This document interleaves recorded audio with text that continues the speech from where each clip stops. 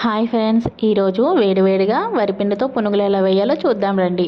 ముందుగా ఒక గిన్నెలో ఒక గ్లాస్ మినపప్పుని నైట్ అంతా నానబెట్టుకొని మార్నింగ్కి బాగా నానిన తర్వాత మనం బాగా వాష్ చేసి మిక్సీ జార్లో వేసుకొని నేను చూపించిన విధంగా స్మూత్గా గ్రైండ్ చేసుకోవాలి.